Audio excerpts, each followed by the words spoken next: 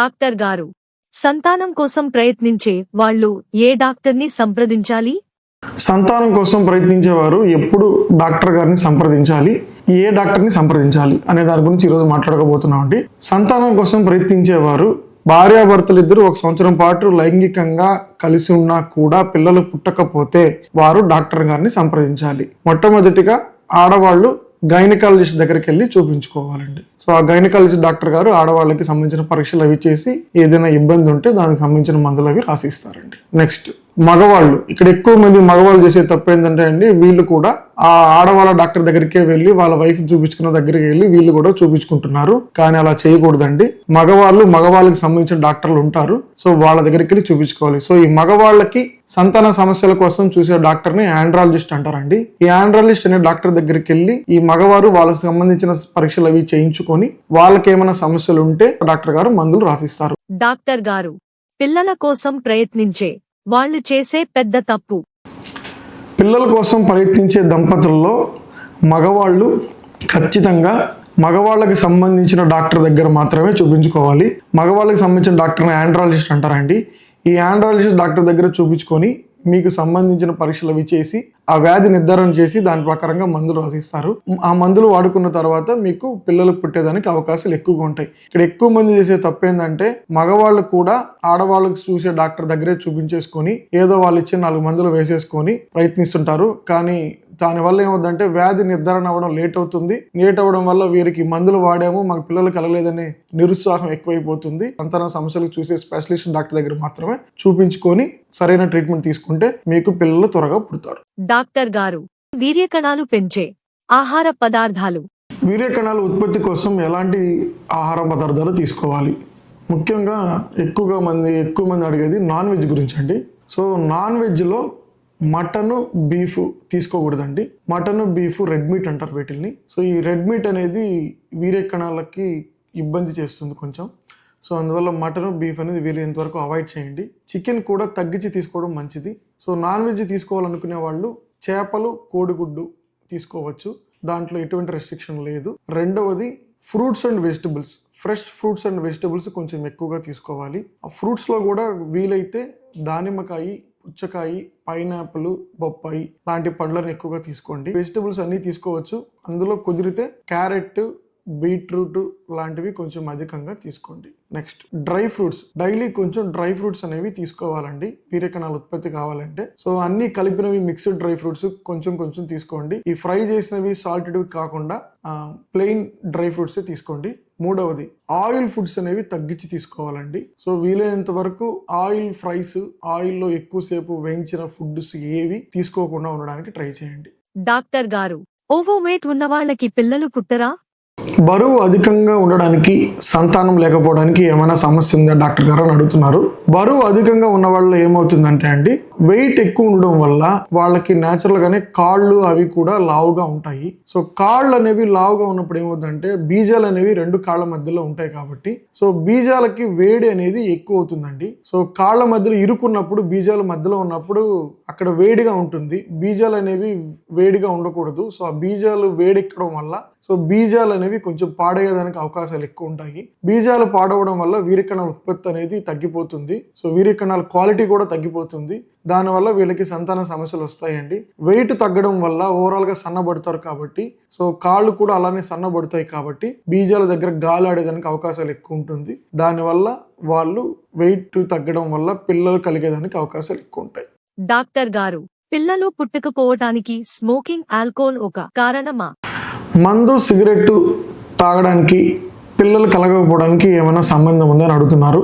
మందు, సిగరెట్ తాగడం వల్ల మెయిన్గా జరిగే ప్రాబ్లం ఏంటంటే బాడీలో కొన్ని రకాల ఫ్రీ రాడికల్స్ అనే బ్యాడ్ కెమికల్స్ అనేవి రిలీజ్ అవుతాయి. సో ఈ ఫ్రీ రాడికల్స్ అనేవి ఏం చేస్తాయంటే అండి, ఈ వీర్యకణాలని ఎక్కువ రోజులు బతకనివ్వకుండా లేదంటే క్వాలిటీగా తయారు కానివ్వకుండా చేస్తాయి. సో దానివల్ల ఏమవుతుందంటే వీర్యకణాల ప్రొడక్షన్ అనేది డిస్టర్బ్ అవుతుంది. సో ఈ వీర్యకణాల ప్రొడక్షన్ డిస్టర్బ్ అవడం వల్ల ఆ వీర్యకణాలు అనేవి క్వాలిటీగా తయారవవు. సో క్వాలిటీ లేని వీర్యకణాలు బయటకు రావడం వల్ల పిల్లలు అనేవాళ్ళు పుట్టేదానికి అవకాశాలు తగ్గిపోతున్నాయి. కాబట్టి పిల్లలు కావాలి అనుకునే వాళ్ళు మాత్రం ఖచ్చితంగా మందు, సిగరెట్ ఆపేయడం మంచిది.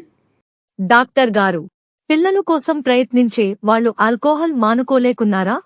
పిల్లల కోసం ప్రయత్నించే వాళ్ళు కొంతమందికి మందు అలవాటు ఉంటుంది. సో అలాంటి వాళ్ళు ఏం చేస్తారంటే, మేము ఆల్కహాల్ స్టాప్ చేయలేకున్నాం డాక్టర్ గారు, ఏదైనా మంచిది ఉంటే చెప్పండి, అవి తీసుకుంటాము, తక్కువ మోతాదులో తీసుకుంటాము అని చెప్పి అడుగుతున్నారు. సో ఆల్కహాల్ అనేది ఖచ్చితంగా వీర్య కణాల మీద ప్రభావం చూపిస్తుంది. కానీ అయినా కూడా తప్పదు, అప్పుడప్పుడైనా తీసుకోవాలి అనుకుంటే కుదిరితే రెడ్ వైన్ అనేది తీసుకునేదానికి ట్రై చేయండి. అది కూడా తక్కువ మోతాదులో తీసుకోవాలి. ఒక్కసారిగా ఎక్కువ మోతాదులో తీసుకోకూడదు. అప్పుడప్పుడు మాత్రమే తక్కువ మోతాదులో తీసుకోవచ్చు.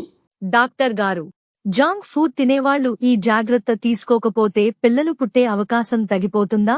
ఇంతకు ముందుతో పోల్చుకుంటే ఇప్పుడు పిల్లలు పుట్టడం అనేది బాగా సమస్యగా తయారైందండి. సో సంతాన సమస్యలు అనేవి చాలా ఎక్కువయ్యాయి. అది ఎందుకు అనుకుంటే దానికి ఒక్కనొక మెయిన్ రీజను ఫాస్ట్ ఫుడ్స్ అండి. ఇప్పుడు ఫాస్ట్ ఫుడ్స్ అనేవి చాలా ఈజీగా అవైలబుల్ అవుతున్నాయి.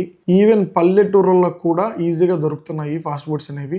సో ఈ ఫాస్ట్ ఫుడ్స్కి అలవాటు పడడం వల్ల ఏమవుతుందంటే, ఆ ఫాస్ట్ ఫుడ్స్లో వాడే ఆయిల్స్, ఆ మసాలా పొడుల్లో ఉండే ఇంగ్రీడియంట్స్, వీటి వల్ల శరీరంలో కొన్ని బ్యాడ్ కెమికల్స్ రిలీజ్ అవుతున్నాయి. సో ఆ బ్యాడ్ కెమికల్స్ వల్ల అవి వీర్యకణాల మీద ప్రభావం చూపించి ఆ వీర్యకణాల క్వాలిటీ అనేది డిస్టర్బ్ అవుతుంది. సో వీర్యకణాల క్వాలిటీ డిస్టర్బ్ అయినప్పుడు ఆ క్వాలిటీ లేని వీర్యకణాలు రావడం వల్ల మగవారిలో సంతాన సమస్యలు వస్తున్నాయి. సంతానం కోసం ప్రయత్నించే వాళ్ళు వీలైనంత వరకు ఫాస్ట్ ఫుడ్స్ని అవాయిడ్ చేయడం మంచిది. డాక్టర్ గారు, సరైన నిద్ర లేకపోతే స్పర్మ్ ప్రొడక్షన్ జరగదా? నిద్ర సమస్యలతో బాధపడే వారికి వీర్య కణాలు అనేవి సరిగా ఉత్పత్తి అవ్వవండి. నిద్ర సమస్యలతో బాధపడడం అంటే నిద్ర త్వరగా పట్టకపోవడం, లేటుగా పడుకోవడం.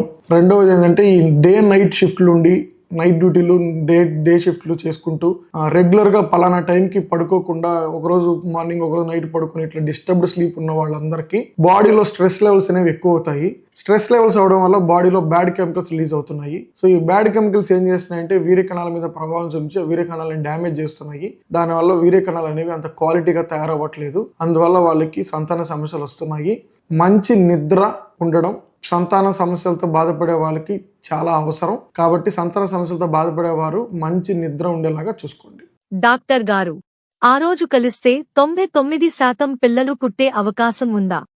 ఏ రోజుల్లో కలిస్తే పిల్లలు పుడతారు అనే దాని మీద బాగా డిస్కషన్ ఎక్కువ జరుగుతుంటుందండి. ఏ రోజుల్లో కలిస్తే పిల్లలు పుడతారంటే, ఆడవాళ్ళకి మామూలుగా డేట్స్ అనేవి 30 రోజులకి వస్తుంటాయి. కొంతమందికి 35 రోజులకి, 32 రోజులకి, 33, 28 ఇలాగ డిఫరెంట్గా ఉంటాయండి.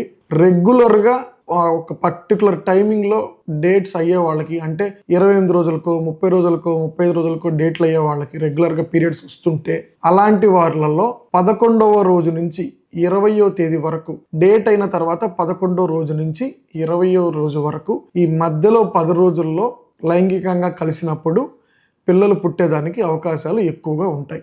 సో డేట్ అయిన తర్వాత 11 రోజు నుంచి 20వ తేదీ మధ్యలో మాత్రమే కలిస్తేనే పిల్లలు పుడతారు. డాక్టర్ గారు, ఏ టైంలో చేస్తే పిల్లలు పుట్టే అవకాశం ఉంది? రోజులో ఏ టైంలో కలిస్తే పిల్లలు పుడతారు అనేది అడుగుతున్నారండి. పగలపూట కలిస్తే ఎక్కువగా పుడతారా, నైట్ టైం కలిస్తే ఎక్కువగా పుడతారా అనే క్వశ్చన్స్ ఎక్కువ అడుగుతున్నారు. ఇక్కడ పగలకి రాత్రికి ఎటువంటి తేడా లేదు అండి. పగలు కలిసినా రాత్రి కలిసినా ఒకే విధంగా పిల్లలు పుట్టేదానికి అవకాశాలు ఉంటాయి. కాబట్టి టైమింగ్ మీద మార్నింగ్ అండ్ నైట్ అనే దాని మీద ఎక్కువగా ఇబ్బంది పడాల్సిన పని లేదు. మీకు ఎప్పుడు కంఫర్టబుల్గా ఉంటే అప్పుడు కలిస్తే మంచిది. డాక్టర్ గారు, ఎన్నిసార్లు కలిస్తే పిల్లలు పుడతారు? డేట్ అయిన తర్వాత 11వ రోజు నుంచి 20వ రోజు మధ్యలో కలిస్తే పిల్లలు పుడతారని చెప్పాము ఆల్రెడీ. ఎన్నిసార్లు కలవాలి అనే దాని గురించి ఎక్కువ మంది అడుగుతున్నారు. సో ఈ 11వ రోజు నుంచి 20వ తేదీ మధ్యలో, ఈ మధ్యలో 10 రోజులు వీలైతే రోజు కలవండి. ఒకవేళ కుదరకపోతే రోజు మార్చి రోజు కలిసేదానికి ప్రయత్నించండి. రోజులో 1 లేక 2-3 సార్లు కలిస్తే ఏమైనా ఎక్కువగా పుడతారా డాక్టర్ గారు అడుగుతున్నారు. అలా ఏం లేదండి. రోజులో ఒకసారి కలిసినా 2 సార్లు కలిసినా ఒకే విధంగా ఉంటుంది. కాబట్టి రోజు అయినా, కుదరకపోతే రోజు మార్చి రోజైనా కలిసేదానికి ప్రయత్నించండి. డాక్టర్ గారు, వీర్య కణాల ఇన్ఫెక్షన్ ఉందని ఎలా తెలుసుకోవాలి? ఈ మధ్య కాలంలో ఎక్కువగా మేము గమనిస్తున్నదంటే ఏంటంటే అండి, వీర్య కణాల పరీక్ష చేసినప్పుడు మగవాళ్ళలో ఇన్ఫెక్షన్ అనేది చాలా ఎక్కువగా కనిపిస్తుందండి. చాలా మందిలో కనిపిస్తుంది. సో వీర్య కణాల్లో ఇన్ఫెక్షన్ ఉంటే ఎలా ఉంటుంది, దాని లక్షణాలు ఏమిటి?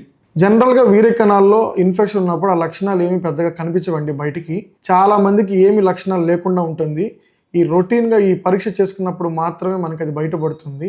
కాబట్టి పిల్లల కోసం ట్రై చేసే మగవాళ్ళు ఖచ్చితంగా వీర్యం కణాల పరీక్ష చేయించుకున్నప్పుడు ఆ వీర్యంకి సంబంధించిన ఇన్ఫెక్షన్ టెస్ట్ కూడా చేయించుకుంటే, ఆ ఇన్ఫెక్షన్ అనేది దానికి సరైన మందులు కానీ వాడుకుంటే ఈజీగా మీకు పిల్లలు పుట్టేదానికి అవకాశాలు ఉంటాయి.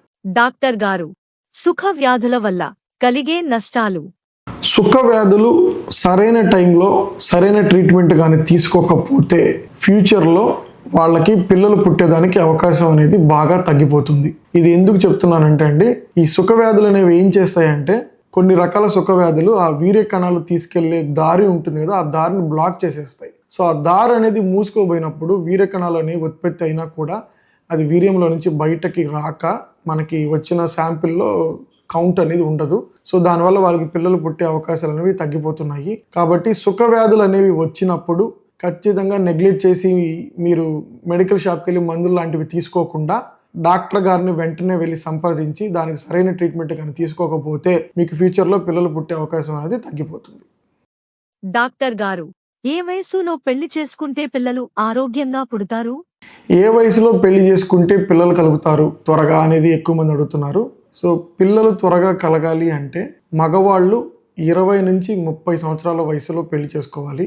ఆడవాళ్ళు 18 నుంచి 25 సంవత్సరాల వయసులో పెళ్లి చేసుకుంటే వీళ్ళకి ఈ వయసులో రీప్రొడక్టివ్ కెపాసిటీ అంటే పిల్లలు కలిగించే సామర్థ్యం అనేది అధికంగా ఉంటుంది. కాబట్టి ఈ వయసు వాళ్ళు పెళ్లిళ్ళు చేసుకుంటే పిల్లలు పుట్టేదానికి అవకాశం ఎక్కువగా ఉంటుంది. డాక్టర్ గారు, పిల్లలు పుట్టే సామర్థ్యం ఏ వయసు దాకా ఉంటుంది? ఏ వయసు లోపల పిల్లలు పుడితే మంచిది? 35 సంవత్సరాల లోపల పిల్లలు పుడితే పిల్లలు ఆరోగ్యంగా పుట్టేదానికి అవకాశాలు ఎక్కువ ఉంటాయండి. మగవాళ్ళైనా ఆడవాళ్ళైనా 35 సంవత్సరాలు దాటిన తర్వాత పిల్లలు పుట్టే సామర్థ్యం అనేది తగ్గిపోతుందండి. కాబట్టి వీలైనంత వరకు 35 సంవత్సరాల లోపల ఫ్యామిలీ కంప్లీట్ చేసుకునే దానికి ట్రై చేయండి. డాక్టర్ గారు, జీన్స్ ప్యాంట్ వేసుకుంటే వీర్యం ఉత్పత్తి తగ్గిపోతుందా? పిల్లల కోసం ప్రయత్నించే మగవాళ్ళు ఎటువంటి బట్టలు వేసుకోవాలి? బట్టలకి అసలు పిల్లలు పుట్టకపోవడానికి ఏంటి సంబంధం అంటే, టైట్గా ఉండే బట్టలు అంటే జీన్స్ ప్యాంట్లు టైట్గా ఉండే బట్టలు వేసుకోవడం వల్ల బీజాల దగ్గర వేడి ఎక్కువ అవుతుందండి. సో బీజాల దగ్గర వేడి ఎక్కువైనప్పుడు వీర్యకణాల ఉత్పత్తి అనేది తగ్గిపోతుంది. అందువల్ల వీలైనంత వరకు పలుచటి బట్టలు గాలి ఆడేటట్టు వేసుకుంటే మంచిది. కాబట్టి టైట్గా ఉండే బట్టలు వీలైనంత వరకు అవాయిడ్ చేయండి. డాక్టర్ గారు, ఒక బీజం ఉన్న వాళ్ళకి పిల్లలు పుట్టరా? కొంతమందికి కొన్ని కారణాల వల్ల పుట్టుకతోనే బీజాలు 2 ఉండకుండా ఒకటే ఉంటుందండి. కొంతమందిలో ఏదైనా ప్రాబ్లం ఉండి ఒక బీజం డ్యామేజ్ అయ్యి ఇంకొక బీజం మాత్రమే ఉంటుంది. ఇలా ఒక బీజం మాత్రమే ఉన్నవాళ్ళు మాకు పిల్లలు పుట్టే అవకాశం ఉందా లేదా, మాకు పిల్లలు పుట్టే అవకాశం ఏమైనా తగ్గిపోతుందా అని అడుగుతున్నారు.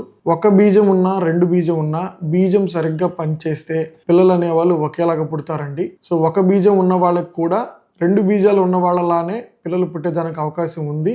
డాక్టర్ గారు, బీజం సైజు చిన్నగా ఉన్నవాళ్ళకి పిల్లలు పుట్టరా? బీజాలు సైజుకి పిల్లలు పుట్టకపోవడానికి లేదంటే సంతాన సమస్యలకి ఏమైనా సంబంధం ఉందని అడుగుతున్నారు.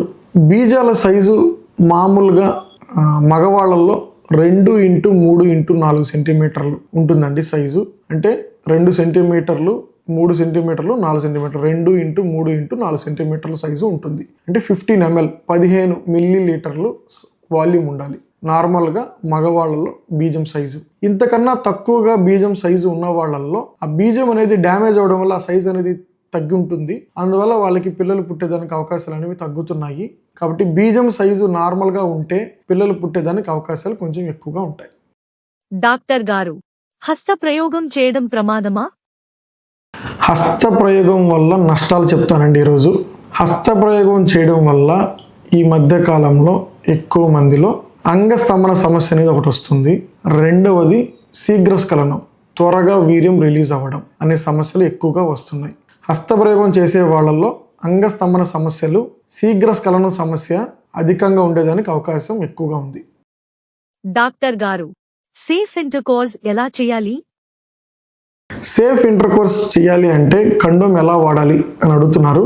సో కండోమ్ ఎలా వాడాలి అంటే అండి, మీరు ఇంటర్కోర్స్ అనేది స్టార్ట్ చేసే ముందు, ఇంటర్కోర్స్ అంటే ఫోర్ ప్లే స్టార్ట్ చేసే ముందే మీరు కండోమ్ అనేది వేసుకోవాలి. కండోమ్ వేసుకునే ముందు చేతులు బాగా వాష్ చేసుకొని తర్వాత నీట్గా కండోమ్ అనేది వేసుకోండి. సో కండోమ్ అనేది అంగం పూర్తిగా కనిపించకుండా ఉండేలాగా పూర్తిగా వేసుకోవాలి. కొంచెం వేసుకొని వదిలేస్తే జారిపోయేదానికి అవకాశాలు ఎక్కువ ఉంటాయి. సో కాబట్టి పై వరకు వేసుకొని తర్వాత మీరు ఇంటర్ కోర్స్ అనేది చేసుకోండి. ఇంటర్ కోర్స్ అనేది అయిపోయిన తర్వాత చేతులతో కండోమ్ అనేది ఆ పైన ఉండే రబ్బర్ లాంటిది రింగ్ లాగా ఉంటుంది కదండి, అక్కడ లైట్ గా పట్టుకొని దాంతో చిన్నగా తీయాలండి. సో చిన్నగా తీసేసిన తర్వాత దాన్ని ఒక కవర్ లాంటి దాంట్లో దాన్ని ఎక్కడైనా కానీ దాంతో వేసుకొని పడేయాలి. సో తర్వాత వెంటనే సబ్బుతో హ్యాండ్స్ వాష్ చేసుకోవాలి. సో నీట్ గా వాష్ చేసుకున్న తర్వాతనే మీ అంగాన్ని పట్టుకోవాలి. ఒకవేళ తీసేటప్పుడు కానీ మీ చేతికి కానీ ఆ సెక్రీషన్స్ కానీ అంటుకోనిండి మీరు కానీ డైరెక్ట్ గా మీ అంగం దానికో కానీ పట్టుకుంటే ఇన్ఫెక్షన్ అనేది మీకు వచ్చేదానికి అవకాశాలు ఉంటాయి. సో